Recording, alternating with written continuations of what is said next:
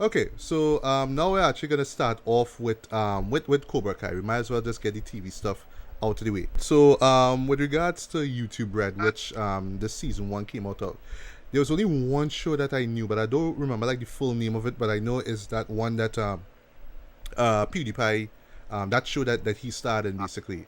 I think it's like this reaction thing that he was doing to like horrific Right. games or something like that. Yeah, like I don't know. I'm And not a fan of PewDiePie, that, so I don't that, really that's know. kind of right. That was kind of the problem with YouTube, right? Is that it was kind of swamped with a lot of scandals because you had PewDiePie, which he had a little bit of trouble with some of his little statements online. Then this guy Paul with his Logan Paul. Yes, yes, and oh yeah, that bullshit he did back in January. Right. Yeah. Right. So like he got into trouble. I think his show got cancelled or something got postponed or some nonsense along those lines. Then what else happened, boy? Couple other other YouTube Red content was just kind of mediocre in my opinion, which is like it's a channel I like, but to put out a whole program about that and have me pay for it is not worth it. This is Vsauce. Vsauce had YouTube Red content, didn't care for it. Watched one of it and I thought it was like, yeah, it's not that much better than normal Vsauce. Didn't think it was worth paying for.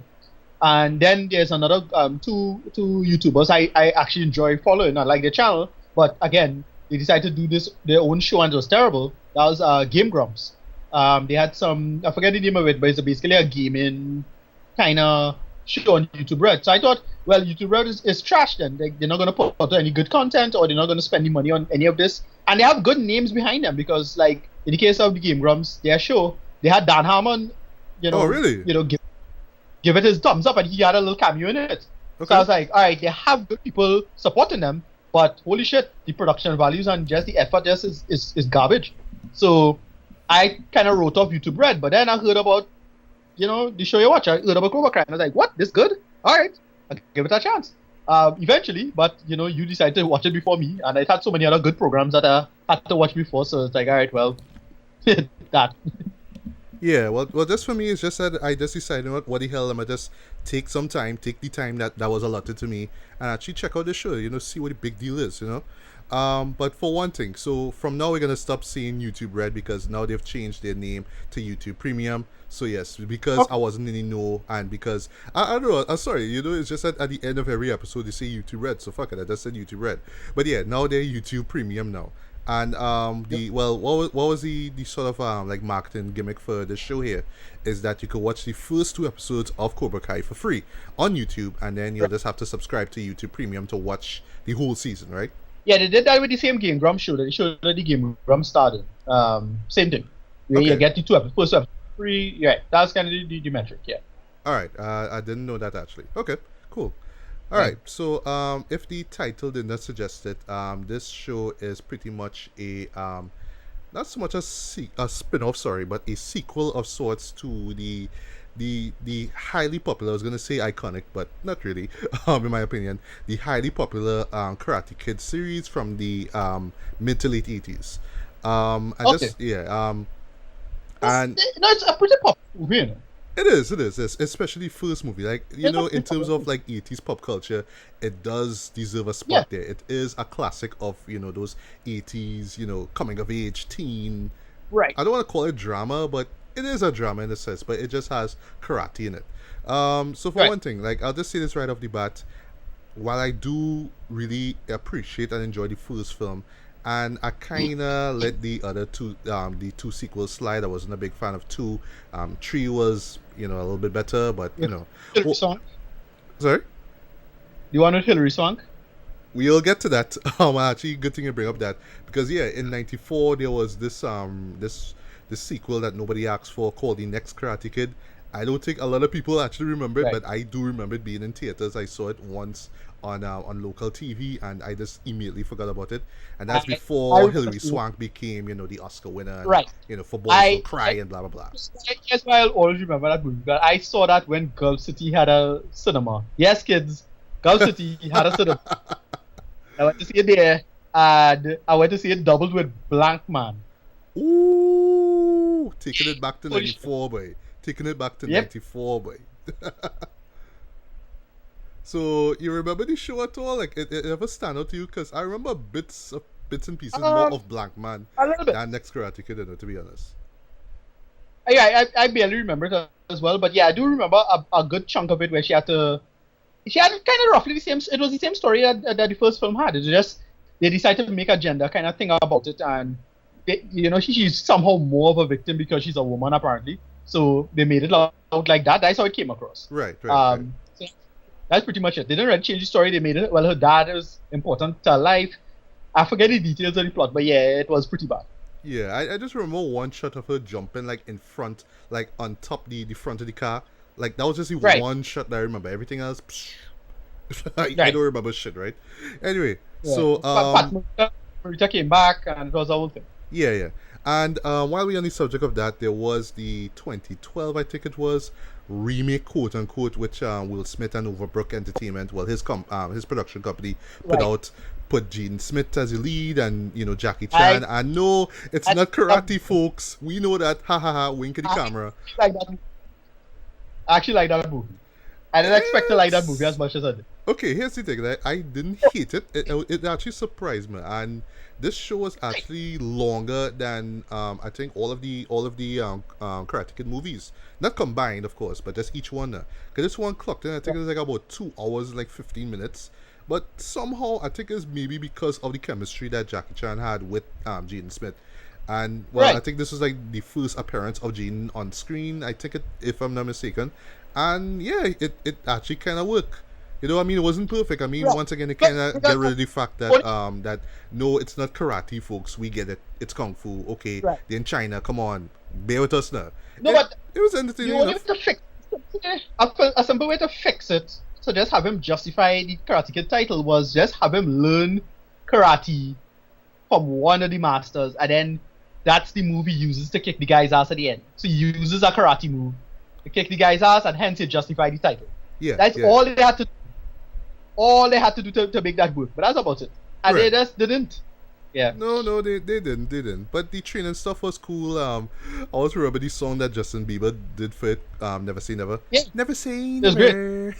Yeah. And that's a pretty But catchy yeah, song. it is. Although I'm not a Yeah. big fan of that song, but it was catchy enough, right? And the Jaden Smith rappers was cute, right? No, it was perfect for that whole marketing campaign. Perfect. Absolutely perfect marketing product and campaign. Yeah. Yeah. Okay, so as we mentioned, Will Smith and Overbrook Entertainment, Will Smith actually, believe it or not, is executive producer for the show. I think it makes perfect sense, actually. So you do see Overbrook Entertainment's logo at the very end. I mean, makes perfect sense, right? So yeah, just to talk briefly about the Karate Kid series for me. I would not call myself a huge fan of the series itself. Like, I understand why it's so popular, but to me, I just saw it as this, like, 80s version of Rocky, but just more about bullying and a protagonist getting the ass kick every like 10 minutes or so, and then he suddenly learns the way of karate by this old cool Japanese dude, and now he could like kick a man in the face. Basically, that's what it was. Right. And I don't know, for me at the time, like when I first saw it, it did kind of come off like, like, oh, we're gonna take the Rocky formula, which kind of went into kind of self-parody around the time. Well, not so much, but really when Rocky 3 came out, it just became more of this American icon kind of stuff instead of the underdog story, So it's like, okay, well, let's just take this formula and have this Italian kid learn karate from this guy, and that's what it was. It just really felt like a rehashing of this formula, but somehow it worked. It gave us, iconic, scenes and whatnot. The wax on, wax off kind of stuff, it's there, the the crane kick and all that jazz, Yeah. it's there. So, like I said, the other two sequels and the next Karate Kid weren't really all that memorable, but the first one does stand out. It just has that 80s charm to it, right? Which brings us to Cobra Kai, right? Which is a 10 episode season. Each episode clocks in at about half an hour. I think the last episode is about 36 minutes long, but fair enough, this is a show you could just watch out in like about 4 hours, right?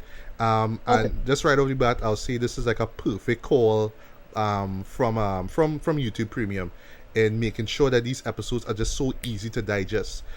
It's something that it's a model that I believe that if they continue applying to their shows, I have a feeling they have more shows in the pipeline, right?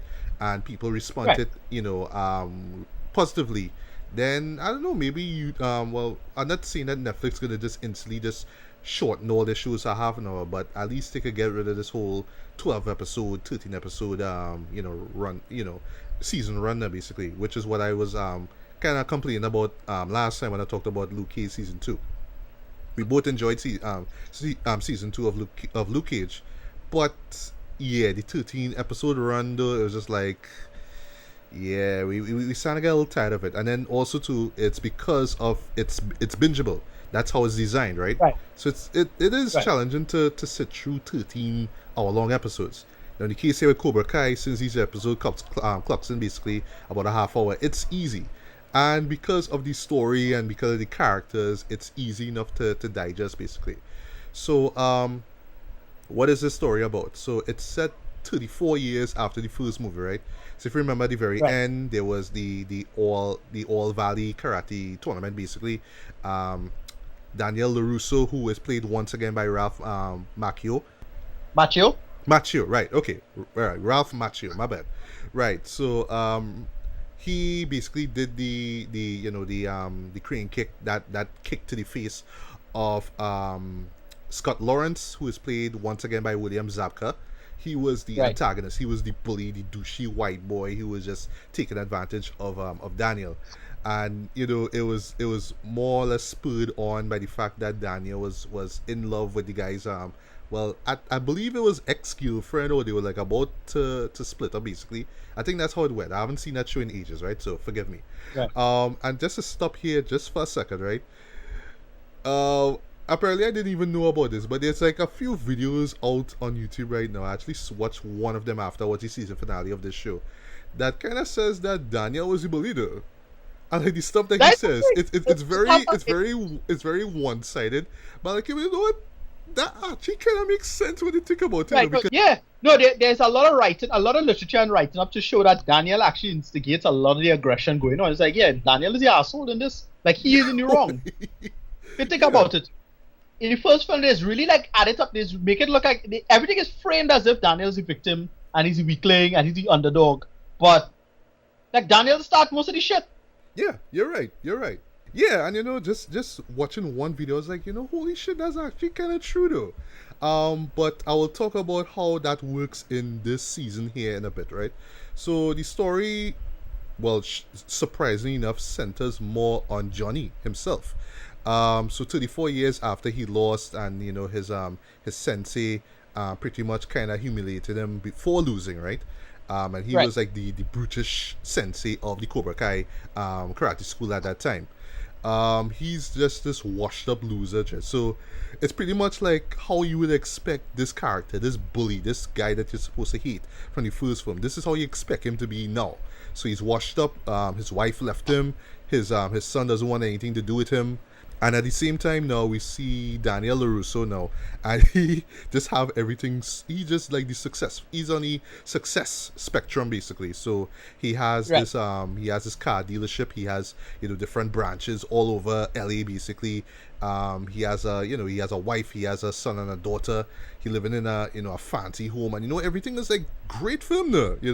So you do see that contrast between the two of them, but like I said, the show itself centers mostly on Johnny, and it's really about him kind of, well, through circumstances, which pretty much involves him meeting this Ecuadorian kid by the name of Miguel Diaz, um, pretty much starting his own karate school, his own dojo basically.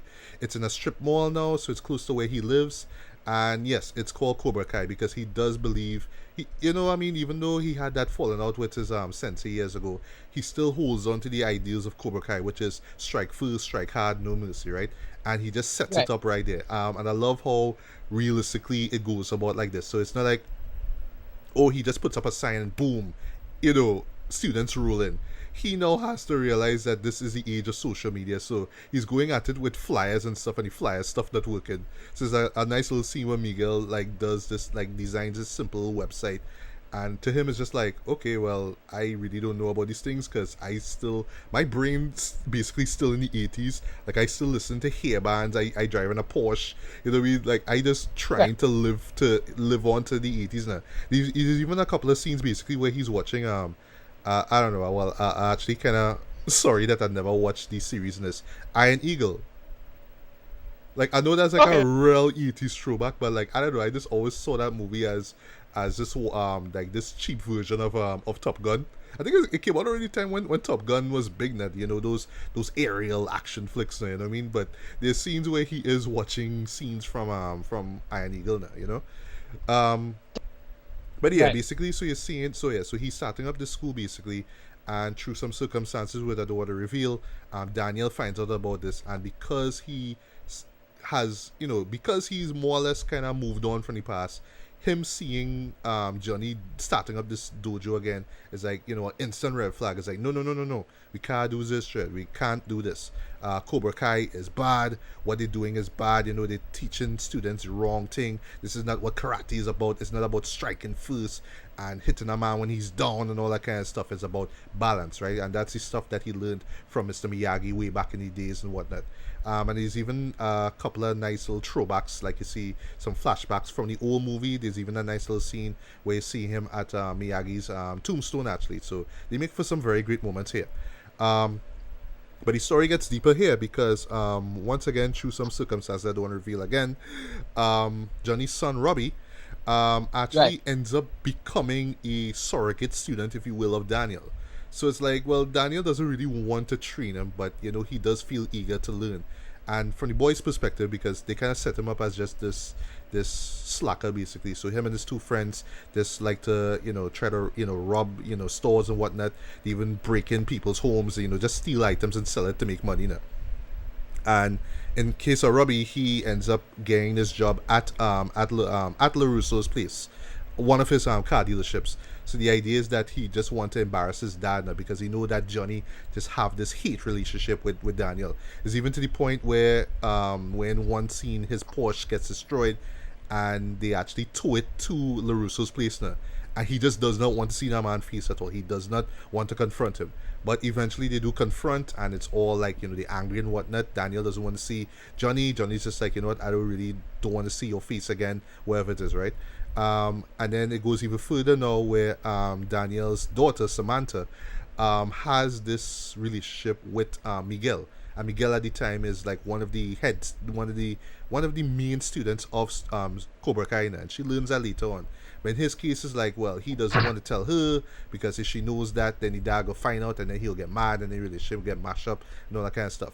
And just to round things up before I get to my actual review, the climactic event of this season here just so happens to be another All Valley karate tournament. It's the 50th anniversary here, Right. so yes, it is Cobra Kai and their dojo, which yes has grown over the course of the season, and basically it's just like a bunch of like quote unquote losers, people, kids who just getting bullied at high school, just happen to Right. join this group now, and they more or less are Okay. following the same ideals that Johnny, Johnny had learned from where when he was a kid at Cobra Kai. That whole idea of striking first and striking hard, no mercy, all that kind of stuff. So this pretty much kind of culminates into this big tournament where Miguel has to face off against somebody else, and Robbie has to face off against somebody else. And I'll just stop right there because any more and I'll spoil it. So I'll say this right off the bat. As somebody who doesn't really love Karate Kid, the original one, or the series, right? I did not expect to enjoy the show so much, and Okay. goddamn, I did. I did enjoy this. Wow. But here's how it worked, right? So first off, yes, over the past few years, you could blame Netflix for this. We have had these 80s throwback shows, but in this case here, it is set in 2018, and because you know the formula of Karate Kid already, or you should be familiar with it, it just embraces its roots now. It's very 80s in a way, even right down to the confrontations, the fights. Because yes, we do have a fight scene or two in each episode, but it's done in this kind of like, it's not a parody of 80s shows, but it's very much like, okay, we just taking this formula that was big in the 80s and we just adapting it into this generation here. We adapt it in our time basically. And also what I love about this show here is that it not only pokes fun at the 80s, tropes and whatnot, but it also criticizes them as well now. Cause basically, like, Right. for shows like Karate Kid, Top Gun, First Blood, those kind of shows now, it was always like, okay, I could be wrong about this, but maybe you could intervene if I'm wrong, right? it was always this idea of the 80s, well, the Reagan era now, where it's about America, and, you must fight for your right to be an American, and you must be proud about being American. So all these shows just had this like propaganda, aspect to it. Even right now, the Karate Yeah. Kid too is just like, okay, I could be the best in what I could do. Let's have these montages set to rock music because I'm working hard and I'm gonna be the best that I could be there. And they do that here in Cobra Kai, but in a rather clever way too. Because yes, people get purple belts and black belts very quickly. Like the course of the show is like well, it basically runs for like the majority of a year. But yes, these teenagers who have never fought before in their life somehow learning how to fight in like a matter of weeks, and you're seeing like montages and whatnot. And it's silly, but it works, right? But yeah, it's basically like just this ideology of the 80s now about working hard and pushing yourself and being the best that you could be. And when you think about it, that was the heart of Karate Kid. If I could focus and if I could be this great, if I could just learn as much as I can, then I could be a great karate master, whatever it is, right? And it's more or less seeing the flip side of that now, where yeah, somebody like Johnny would have believed in that, but then because of what happened, it's just like this downhill, spiral from there, now, basically. And now he's like Right. this washed up version of the 80s dream now.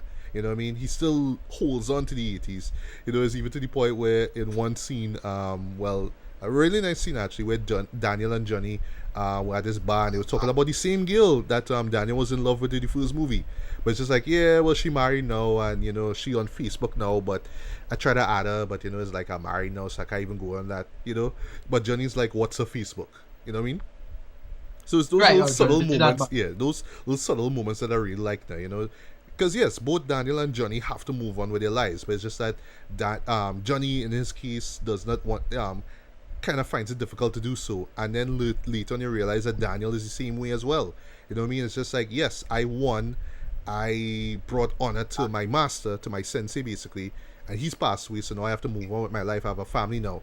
But now with the presence of Johnny now, it's just like, well, he's going back to that same angry kid from the first movie. So I love the way how they kind of flip it in such a way that Johnny is in a way the protagonist and Daniel is the antagonist. So they're Yeah. not black and white in any way. Both of them are gray. Even right down to Daniel too, because he always comes off as likable. You see him, in the first few scenes, whatever, he's likable, but then later on, with the whole thing with Johnny, and then the stuff with involving his daughter and the guy that well, Miguel and whatnot, you see his dark side come out, but not so much a dark side, but more like an asshole side. You know what I mean? Right. And it makes sense now. While Johnny is just like, I have this belief system. You may not like me, but I went through a lot of shit in my life, Jed. So you don't really you can't tell me anything. And it's because of that you end up somehow related to him now. Even though unfortunately he does go down, he does stick to that same sort of ideal that his master instilled in him with the Cobra Kai stuff now. So you kind of get that Right. balance, basically. You know what I mean? Like, yes, he's training them to fight hard and punch people in the face and whatnot, but these students of his went through hell as well. They are losers, so it's kind of like life isn't fair. You have to accept that now. You know what I mean? And that kind of ideology makes sense now. So it's really like this battle of ideologies, basically, but more in a kind of yin yang kind of vibe now. So both of these two characters are right and wrong in a sense, and I love how they express the complexity of these characters now. So at the end of it all, you may end up liking Johnny more than Daniel or vice versa, but they are complex characters. That's what I love about it. Um, Right. I was totally surprised by William Zabka, who played Johnny. Like, he never stood to me as like this great villain from like 80s movies. Like, I wouldn't say, oh yes, that guy from Karate Kid. He's like he's like the biggest douchebag, one of the biggest douchebags in film history. You know what I mean? But Right. his performance as Johnny though was brilliant. Like, next to perfect in my opinion. He does play the character of perfect. Like, he does come off like, yes, this is how Johnny would be in 2018. He would still be trying to be this badass. By the end of the day, it's like, dude, you like in your 40s, what the fuck you talking about? You're a badass, you know what I mean? But when he gets the opportunity to fight and whatnot, it's like, yeah, the man could still kick ass though. Same thing goes for Daniel, even though he doesn't fight as much, cause he doesn't feel like he has to fight. 'Cause remember, that was what Miyagi taught him. It wasn't really about fighting; it was about balancing your life and stuff. Um, I love the moments with him and Robbie as well. You know, those were great moments. And just on the subject of that, there is the same theme of fatherhood that you've seen in the original series as well. So Right. it's Johnny and Miguel. It's that father figure stuff. It's Daniel and Robbie. It's it's Daniel and remembering what Miyagi told him. It's Johnny and what his sensei told him, and it's just that kind of father figure stuff, and it really makes for some really genuine moments here. But at the end of the day, yes, it is a 80s throwback, so you do see the kind of little 80s cliches here or there, but they do it in like this real subtle, really smart way. Like, case in point, you Right. do have the fight scene in the cafeteria at the high school when Miguel finally shows off his skills, and it's like, they fighting, but then, in the back of your mind, you're asking yourself, so how come I had no teacher coming in to stop this fight? But at the very end of the fight, that's when the teacher shows up. You've seen this Right. before in hundreds of movies already. I believe you've probably seen those things in like a Karate Kid movie, you know what I mean? But they just play it off like, like it's just normal in a way. Like it's self aware like that. Apart from Ralph and William, I thought that the other performers were great. The guy who plays Miguel, I thought that he was fantastic as well. He was believable as Miguel, in the sense that you do buy into his character arc, where it's like he starts off as this kid just getting beat up from bullies, and now it's like, I could do no wrong. I could just mash up any guy, whoever I want to. But then, surprise, surprise, this affects his relationship with Samantha as well. Robbie's character, I connected with as well too. Even though he did kind of come off like, fuck you, dad, I hate you, kind of stuff. But how his character Right. grew was really, really admirable as well. The music was on point. There was some callbacks to the old series, old film series. Sorry, there was also some like old school, like late 70s and 80s rock as well. So it adds to that feel. Even right down to the title card and all too has this kind of 80s sitcom kind of vibe now. So Right. it's very much self-aware of what It, it it's is. kind It of like is silly. Sorry. no, it is kind of like it reminds me of how Glow did that, where Glow does subvert 80s material, but at the same time, it still uses a lot of those tropes in Yes, terms of yes, yes. storytelling. Yeah, you're right. Glow is just like that actually. Um, but really, the selling point though is Daniel and Johnny, their relationship together. And like, I did Right. not expect the show to go so deep into their characters. Whereas, like, well, yeah, I kind of sided more with Johnny though. I mean, Johnny's still an asshole, I get that, but Daniel is kind of an asshole too now. So it kind of goes Yeah. back to that same argument that Daniel was the instigator all the time now. You know what I mean? Yeah.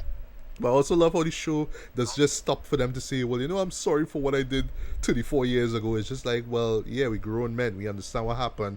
But we have to move on. But it's kind of hard to do so, and you understand why. And the way how it ends, all I'll say, though, the last shot of this, though, was like, oh shit, okay, they do this. All right. So yes, we're gonna have a Right. season 2 next year though. But the cliffhanger that they leave me on, boy, was like, all right, I fuck with that. That's dope. And I just love just Right. the character arcs of these characters themselves though. It just feels natural. It feels progressive. It doesn't feel forced in any particular way. It really, it in a way, it really does feel like, if you've loved these characters, it does feel like, yes, this is how you would expect them to be in 2018. So it feels authentic. It doesn't feel forced in any way. Um, Apart from all that, it's shot very well. Like I said, the performances are great. The music choices are on point. The fight Yeah. choreography is great as well. Editing as well is fantastic. So yeah, through it all, it does live up to the hype. I would say it is slightly overhyped though. Like, a lot of people praising this thing, like it's like the biggest revelation of the year. Like, it's one of the best. Well, okay, so I would say, sorry, well, just to cut myself off there, but I would say it is one of the best TV shows of 2018, bar none, right? But in no way would I say it's like Right. this big classic 5 out of 5 kind of show, because it is a 80s throwback, and you do get that formula But you have to go in knowing that yes, this is the formula that they're getting here. So it's either you like it and you'll accept the formula or you don't. But they just do so much clever, smart things with it. And then also it was the Karate Kid formula as well too. You're expecting it to be that whole master student kind of stuff, and they flip it Right. in different ways as well. Even right down to the point where they do like little callbacks to like what Miyagi would do, and then you'll flip that, for humorous purposes as well. Because yes, there are some comedic moments as well, not too much, because this is mainly a drama than anything. It's more comedy drama than anything else. But yeah, not much more I could say beyond that. This does live up to the hype, even though like I said, it is slightly overhyped, but the writing Right. is so incredibly smart, and it's just something that on paper might not have worked out the way you expect it to, but everybody just committed and it just came out way better than I expected.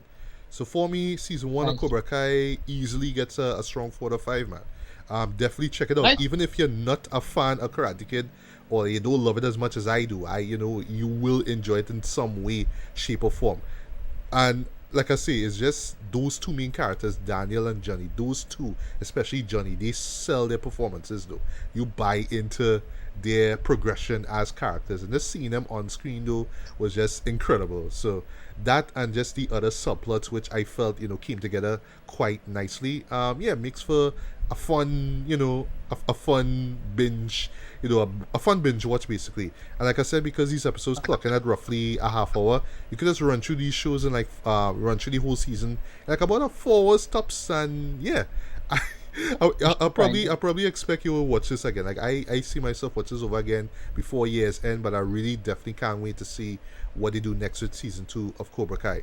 So this is a Nice. win for YouTube Premium. I want to see them actually put out more quality shows like this.